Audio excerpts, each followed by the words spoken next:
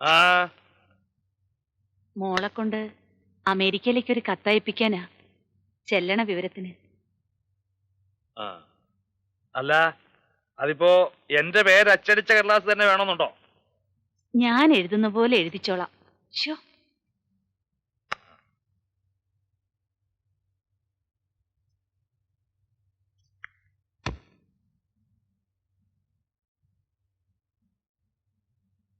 പ്രിയപ്പെട്ട മകനെ,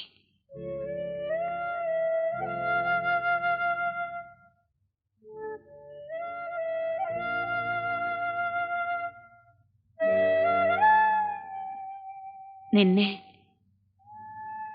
ഇങ്ങനെയൊന്ന് വിളിക്കാൻ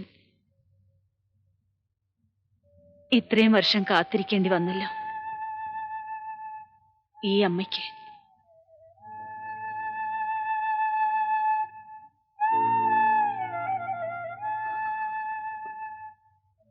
നിനക്ക് ആരെയും വേണ്ടെങ്കിലും ഞങ്ങൾക്ക്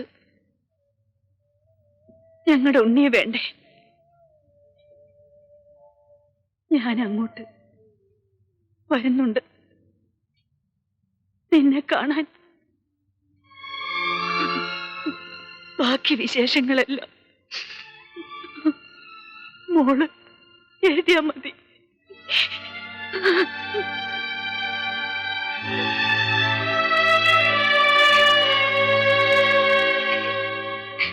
ഞാൻ എന്തിനാണ് എഴുതേണ്ടത്? ഞാനിത് എങ്ങോട്ട് അയക്കേണ്ടത്?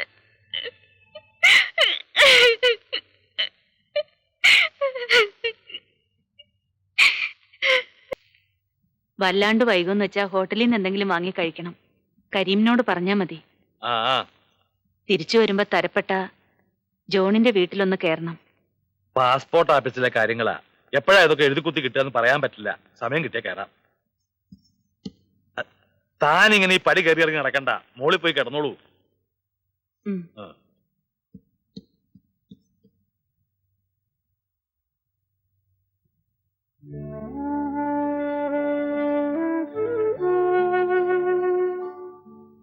ആഹാ, നീ ഇതുവരെ ഒരുങ്ങിയില്ലേ?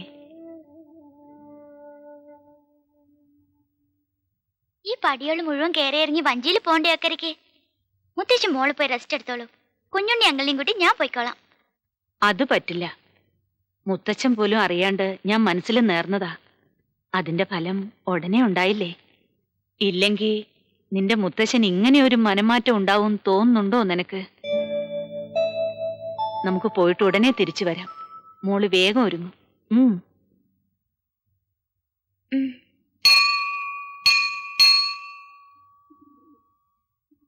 ഈശ്വര, ഇതാരാ ഇത്? അസുഖാണെന്ന് കേട്ടപ്പോ അക്കരയ്ക്കൊന്ന് ഇറങ്ങണം നിരീച്ചതാ. ഒത്തില്ല. ഇപ്പൊ എങ്ങനെയാ, ഭേദായോ? അല്ല, ഭേദായില്ലാച്ചാ പുഴകടന്ന് എങ്ങനെയാ ഇക്കരയ്ക്ക് വരിക? എന്തൊരു ചോദ്യാണല്ലേ. ആട്ടെ, എന്താ വഴിപാട്? പുഷ്പാഞ്ജലി. നാളും പേരും പറഞ്ഞോളൂ. പതിവ് പോലെ തന്നെ. പിന്നെ 2 പുഷ്പാഞ്ജലി പ്രത്യേകം വേണം. ആയിക്കോട്ടെ. രാജലക്ഷ്മി, മകൻ നക്ഷത്രം. രാജന്റെ മോളാ. അച്ഛനറിയും, പറഞ്ഞാ മതി. പിന്നെ രാജകുമാരൻ തമ്പി, പൂരം നക്ഷത്രം. മോളുടെ പുറകെ മൂപ്പരുങ്ങെത്തിയോ? ഇല്ല, എത്തും. എന്റെ പ്രാർത്ഥന ദേവി കേട്ടു തിരുമേനി. ഉള്ളുരുകി പ്രാർത്ഥിച്ചാ പിന്നെ കേക്കാണ്ടിരിക്കുവോ? ഇതൊന്നും പോരാട്ടോ, ഒരു ലക്ഷാർച്ചന നടത്തണം. കോടി അർച്ചന നടത്താൻ തിരുമേനി. അവനൊന്ന് ഇങ്ങോട്ട് വന്നോട്ടെ.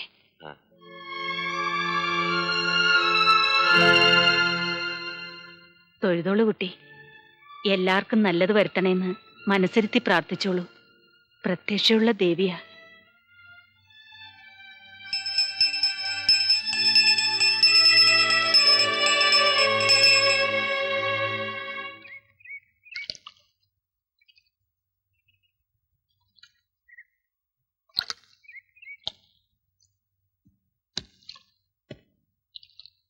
കടത്ത് പൂട്ടുമ്പോ അഹമ്മദുണ്ണി ഇക്കരയ്ക്ക് വന്നോളൂ.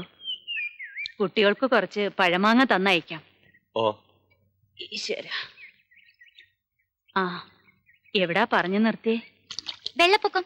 ആ, അപ്പൊ ഭയങ്കര വെള്ളപ്പൊക്കാ. എനിക്കന്ന് 13 വയസ്സേ ഉള്ളൂ. കല്യാണമെന്ന് കേട്ടപ്പോ വലിയ സന്തോഷായിരുന്നു. കസവ് പുടവയൊക്കെ കൊടുത്ത് പൂവൊക്കെ ചൂടി നടക്കാലോ. പക്ഷേ തറവാട് വിട്ട് ഈ മീശക്കാരന്റെ കൂടെ പോരാന്നറിഞ്ഞപ്പോ പേടിയായി. അന്ന് മുത്തശ്ശനെ കാണാൻ എങ്ങനെയാ? സുന്ദരനായിരുന്നോ? അതൊന്നും എനിക്കറിയില്ല കുട്ടി. കളിച്ചു നടക്കണ പ്രായമല്ലേ.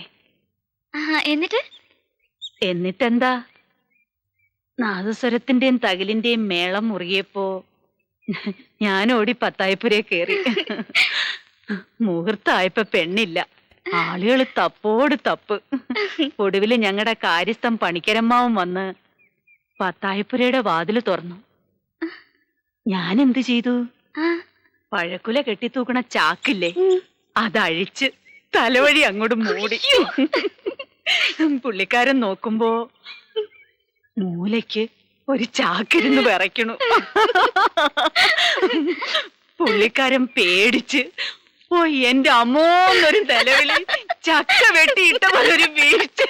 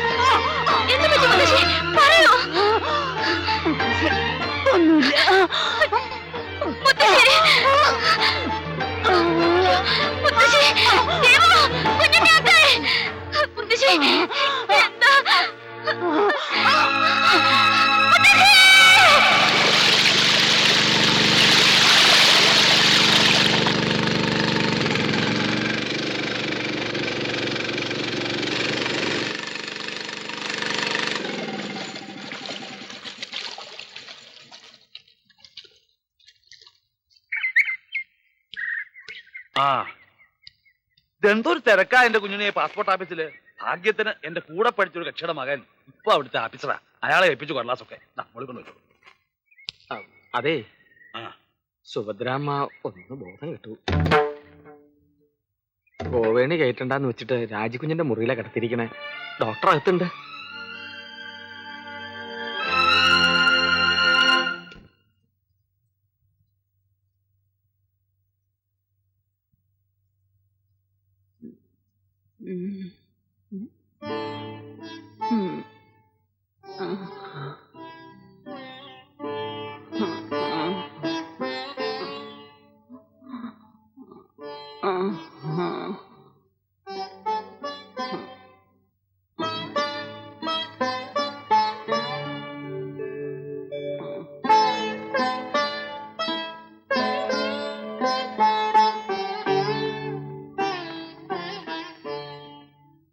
താൻ പാസ്പോർട്ട് ഓഫീസിൽ പോയിരുന്നു അല്ലേ? ഉവ്വ്. ഇനി ഒരു യാത്രയെ പറ്റി ആലോചിക്കാതിരിക്കുക നല്ലത്. വളരെ വീക്കാണ്, മോശമായിട്ടാ വരണേ. താൻ പരിഭ്രമിക്കണ്ട. ഡോക്ടർ ബാലകൃഷ്ണനെ വിവരം അറിയിച്ചിട്ടുണ്ട്. നാളെ ഹോസ്പിറ്റലിലേക്ക് മാറ്റാം. അവിടെയാണെങ്കിൽ ഓക്സിജൻ കൊടുക്കാനോ അത്യാവശ്യം എന്തെങ്കിലും ചെയ്യാനോ ഉള്ള സൗകര്യങ്ങളുണ്ടല്ലോ. രാജനെ വിവരം അറിയിക്കണം. ഉടനെ പുറപ്പെട്ടു വരാൻ പറയണം. ഇനിയും താമസിച്ചാൽ ചെയ്തു പോയ തെറ്റുകൾക്ക് പ്രാശ്ചിത്തം ചെയ്യാൻ അവസരം കിട്ടിയില്ലെന്ന് വരും.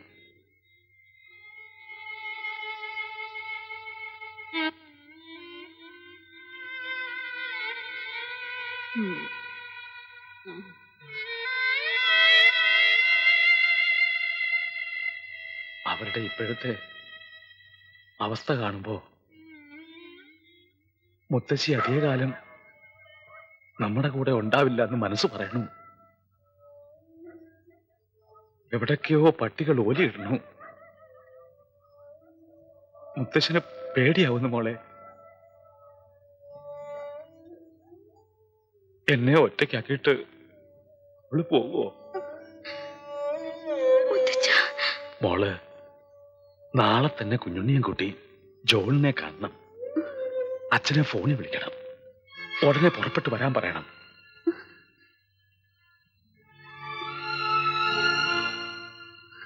എന്താ എന്താ മോളെ? ഞാൻ ഡാഡിയെ വിളിക്കില്ല. അതെന്താ?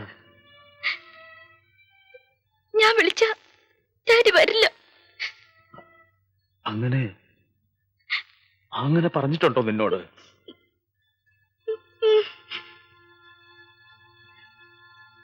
ഞാൻ വിളിച്ചാലോ?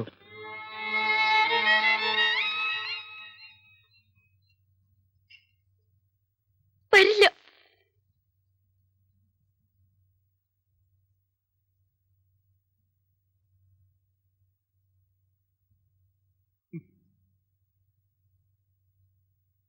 ഞാൻ വിളിച്ചാൽ എന്റെ മോൻ വരില്ല എന്ന് പറയാൻ നീ ആരാ? മുത്തച്ഛൻ എന്താ വിചാരിച്ചേക്കണേ എന്റെ ഡാഡിയെ പറ്റി?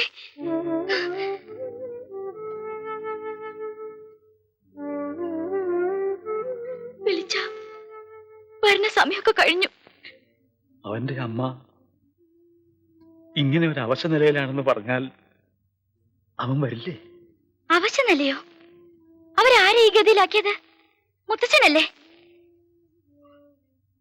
സ്വന്തം പിടിവാശിയ മുത്തച്ഛന് വലുത്. ഇതിനിടെ കിടന്ന് ഞെരുങ്ങുന്ന സാധുക്കളെ പറ്റി മുത്തച്ഛൻ ഓർത്തോ? അവരുടെ മനസ്സിന്റെ വേദന മുത്തച്ഛൻ അറിഞ്ഞോ? പഴയ നാടുവാഴിയുടെ കാലത്താ മുത്തച്ഛൻ ഇപ്പോഴും ജീവിക്കണേ. സ്വന്തം ലോകം, സ്വന്തം ഇഷ്ടം, സ്വന്തം നിയമങ്ങൾ. ആരെങ്കിലും തടസ്സം നിന്നാൽ അവരെ ചവിട്ടി തള്ളും. അങ്ങനെയല്ല എന്റെ ഡാഡി പുറത്തായത്. ഇപ്പഴെന്താ പെട്ടെന്ന് ഇങ്ങനെ ഒരു തോന്നല്? മകനെ കാണാണ്ട് കണ്ണടഞ്ഞ മുത്തശ്ശിയുടെ ആത്മാവ് ഒരിക്കലും മാപ്പ് തരില്ലെന്ന് മുത്തശ്ശൻ അറിയാം. ആ പേടിയുണ്ടാ. വെറും സ്വാർത്ഥത, അല്ലാതെ മകനോടുള്ള സ്നേഹമൊന്നുമല്ല. ഇപ്പോഴും ഒരു ശത്രുവിനെ പോലെയല്ലേ എന്റെ ഡാഡി മുത്തശ്ശൻ കാണുന്നത്. സ്നേഹിച്ചിട്ടുണ്ടോ എന്തെങ്കിലും? ഭരിച്ചിട്ടല്ലേ ഉള്ളൂ. എന്നിട്ടിപ്പോ വിളിക്കണോ അത്ര? വരില്ല, എന്റെ ഡാഡി ഒരിക്കലും വരില്ല. അവിടെ നിൽക്ക്.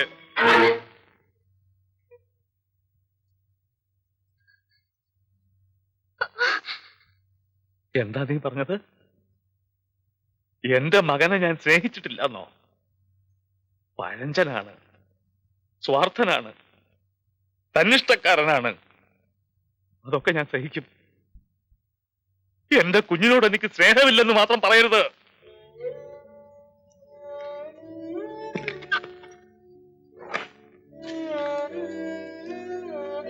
ഇത് കണ്ടോ? ഇത് മുഴുവൻ ഞാൻ എന്റെ പൊന്നുമോൻ എഴുതിയ കത്തുകളാ.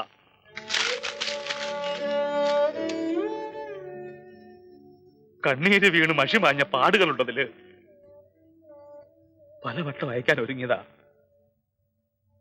പക്ഷെ ഒരു കത്ത്, ഒരു കുറിപ്പ്, 2 വരി അവൻ ആദ്യം അയക്കട്ടെ എന്ന് ഞാൻ ആശിച്ചു. ഞാനല്ലേ അവന്റെ അച്ഛൻ. എന്റെ മുമ്പിലും തലകുനിച്ചു എന്ന് വെച്ചിട്ട് അവൻ എന്താ നഷ്ടപ്പെടാനുള്ളത്?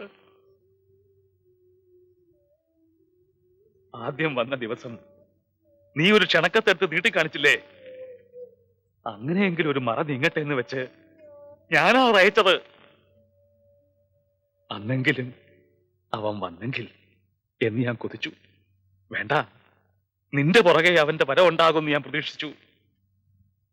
ഏറ്റവും ഒടുവിൽ അവൻ കൊടുത്തയച്ച സമ്മാനപ്പൊതി തുറക്കുമ്പോ പ്രിയപ്പെട്ട അച്ഛന് എന്നെഴുതിയ ഒരു കടലാസത്തുണ്ട്.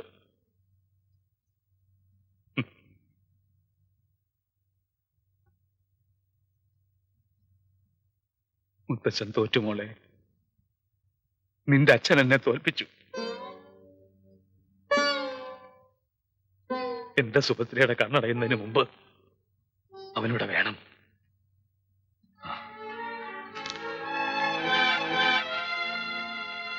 ഞാൻ വിളിക്കുവാനെ. നിനക്ക് കാണണോ അവൻ വരണത്?